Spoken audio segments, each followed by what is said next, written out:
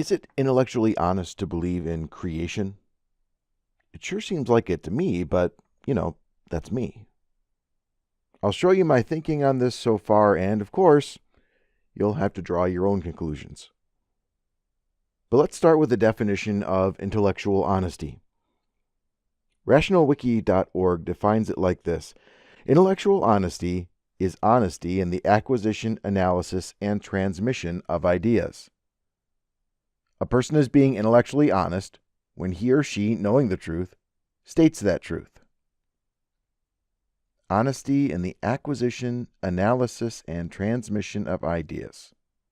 Fair enough, but harder than it sounds. In fact, Rational Wiki adds, there are disincentives to intellectual honesty. For instance, a researcher might feel the pressure to reach a conclusion that is already assumed by the people who are paying for the research, right? So, intellectual honesty can be complicated. Spiritual honesty, on the other hand, that's a whole other thing. The two are strongly related, but I'll let you explore that on your own, and please do. For now, I'll stick to the topic of universal origins and whether or not it is intellectually honest to accept that the world was supernaturally created. I guess the best answer I have so far is, why wouldn't it be?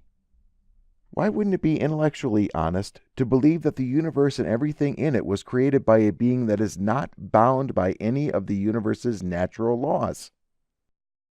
Now suspend your disbelief for a few minutes and follow along with me here. I met a university professor while I was doing my pastoral internship back in the 90s. He had a PhD in chemistry and was a faithful Christian who believed the Bible was the inerrant Word of God. Yes, he was a scientist who believed that everything in the Bible was true.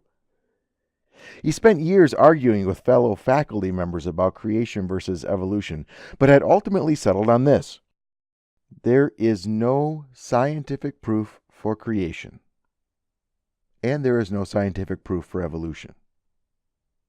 Really, how could there be when you're intellectually honest about science? Science can't prove what it cannot accurately observe firsthand or recreate through experimentation. That's the heart of the scientific method.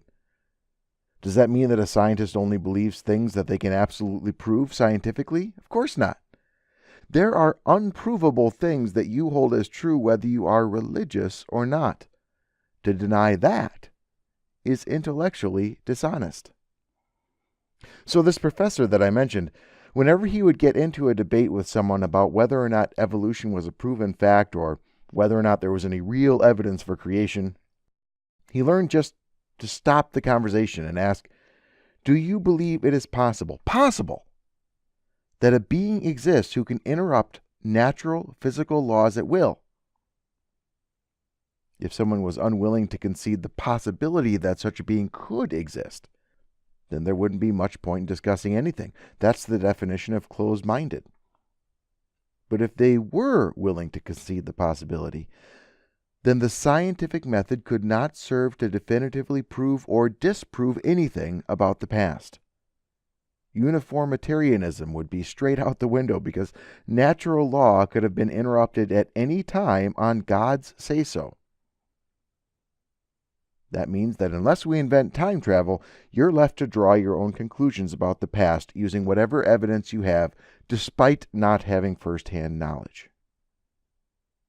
And how would that be so different from so many of the other things that you consider true? Honestly, yes, honestly, it wouldn't be. Well, that's what I've got so far on creation and intellectual honesty. All the other questions and topics related to this video are linked in the description down below, and I welcome you to click around. Also, if you are interested in encouraging the production of more videos like these, like this video, subscribe, and try following the link to my Patreon page too. Happy investigating, and richest blessings to you all.